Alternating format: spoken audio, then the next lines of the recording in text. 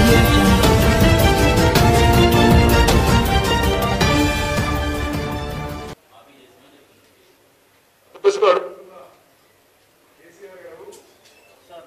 మీరు 3 ఎకరాలు ఇస్తామని ఎందుకు ఇవ్వలేదు? డబుల్ బెడ్రూమ్ ఇస్తామని ఇవ్వలేదు. ఇంటికి అవుతాం ఎందుకు ఇవ్వలేదు? 12 పనులు ఎందుకు ఇవ్వలేదు? ఈ ప్రశ్నలకు మీరు జవాబు చెప్పి ఇంకోటి అడిగితే బాగుంటుంది. ఓకే, జర్నలిస్టులు మరి మీకే వదిలేస్తున్నావు. మళ్ళా మీరు మీ యాజమాన్యాలు పతాక శీర్షికల్లో ఆయన రాసిన అబద్ధాలని పేజీలు నింపిస్తే తెలంగాణ ప్రజల్ని మోసం చేయడమే. తప్పనిసరిగా మీరు ఆయన మాటలు ఈరోజు రాసిన బ్రాడ్కాస్ట్ చేసిన ఆయన గతంలో ఈ హామీల విషయంలో ఏం మాట్లాడండి ఒక సైడ్ పెట్టి ఇది పెట్టండి మీరు. ఓకే, నేనేమంటే వినండి. సరే, 100 సీట్లు గెలుస్తామన్న పెద్ద మనిషి 6 సెప్టెంబర్కి అక్టోబరు 15 సెప్టెంబర్ 6వ తారీఖు 100 సీట్ల పెద్ద మనిషి మరి ఈరోజు ఎందుకు మా మేనిఫెస్టో కాపీ చేసుకోవాల్సి వచ్చిందో జవాబు చెప్పాలి ఆయన. 100 సీట్లు గెలిచేది ఉంటే మళ్ళీ ఇప్పుడు ఎందుకు ఇవన్నీ? సరే, మీ అందరూ కూడా అప్పీల్, దయచేసి ఈ విషయంలో వాళ్ళు చెప్పిన మాటలు, మేము గతంలో చెప్పిన మాటలు, వాళ్ళు మా మీద మాట్లాడే మాటలు, ఈరోజు మాట్లాడే మాటలు కూడా తెలంగాణ ప్రజలకి స్పష్టంగా రావాలని చెప్పి మీ ఎడిటర్లకి మీ యాజమాన్యాలకు కూడా రిక్వెస్ట్ చేయండి మా తరఫున. Thank you. కాన్ఫిడెన్స్ అంటే మీ అందరికీ తెలుసు. నేను చెప్పిన మాట, మేము బస్ యాత్ర మొదలుపెట్టే సమయంలో ఒక నిశ్శబ్ద విప్లవం ఈ తెలంగాణ రాష్ట్రంలో వీస్తుంది అని.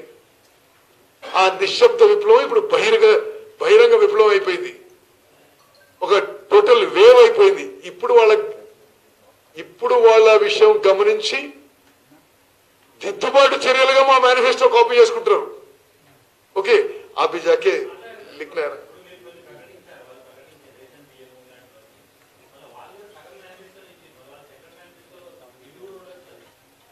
తెలంగాణ ప్రజలు అందరూ గమనిస్తున్నారు ఏ విషయం ఎవరు మాట్లాడినరు, ఎవరు నిలబెట్టుకుని. ఉచిత విద్యుత్ వ్యవసాయానికి ఇచ్చింది కాంగ్రెస్ పార్టీ, రైతులకి ఏకకాలంలో రుణమాఫీ చేసింది కాంగ్రెస్ పార్టీ.